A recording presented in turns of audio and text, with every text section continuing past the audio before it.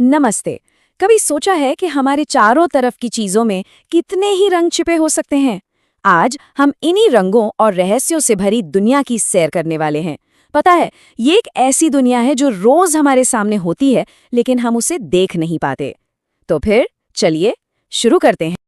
जरा सोचिए, आपके सामने एक बिल्कुल खाली कागज है और अचानक उस पर कुछ स्प्रे करते ही शब्द उभर आते हैं। ये कोई जादू है क्या? दो भाई बहन भी ना यही देखकर एकदम हैरान रह गए। आखिर ये हुआ तो हुआ कैसे? और पता है कागज पर क्या लिखा था? विज्ञान की अद्भुत दुनिया में आपका स्वागत है। लेकिन ये कोई जादू नहीं है, ये तो है विज्ञान का कमाल।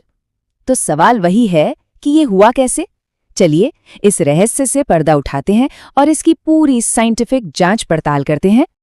तो हमारी इस जासूसी का पहला सुराग ये है एक खास तरह का कागज जिसे कहते हैं लिटमस पेपर। और यही है हमारा जासूसी का मेन हथियार, जो सारे छिपे हुए राज खोलने वाला है। तो सवाल उठता है कि ये सूचक मतलब इंडिकेटर्स आखिर होते क्या हैं। देखिए, ये एक तरह के जासूस हैं। जैसे ही ये किसी चीज के कांटेक्ट में आते हैं ना, फौरन अपना रंग बदल लेते हैं। और रंग का बदलना ही हमें ये बताता है कि वो चीज असल में है क्या। कह सकते हैं कि ये हमारे छोटे छोटे केमिकल जासूस हैं। तो ठीक है, अब एक जासूस की तरह सबूत इकट्ठा करने का टाइम आ गया है। हम क्या करेंगे?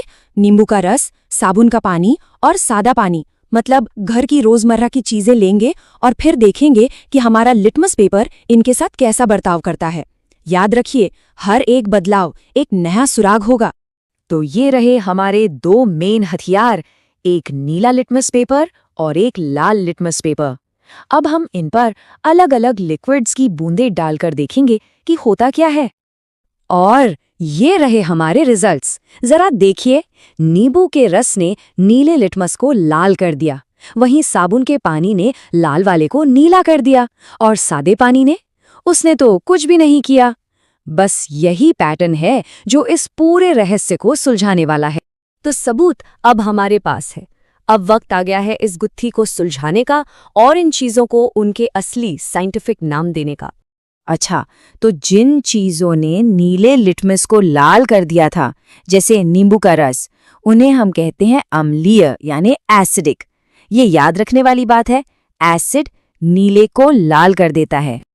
और वो चीजें जिन्होंने लाल लिटमस को नीला कर दिया, याद है साबुन का पानी, उन्हें हम क्षारीय या बेसिक कहते हैं। मतलब ये एसिड से एकदम उल्टे होते हैं। और आखिर में वो चीजें जिन्होंने लिटमस पेपर पर कोई असर ही नहीं दिखाया, जैसे हमारा सादा पानी, वो ना तो एसिडिक है और ना ही बेसिक। इन्हें हम कहते हैं उदासीन या न्यूट्रल।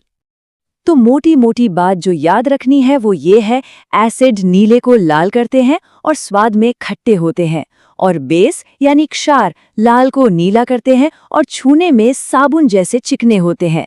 बस इतनी सी बात है। लेकिन रुकिए, हमारी जासूसी अभी खत्म नहीं हुई है।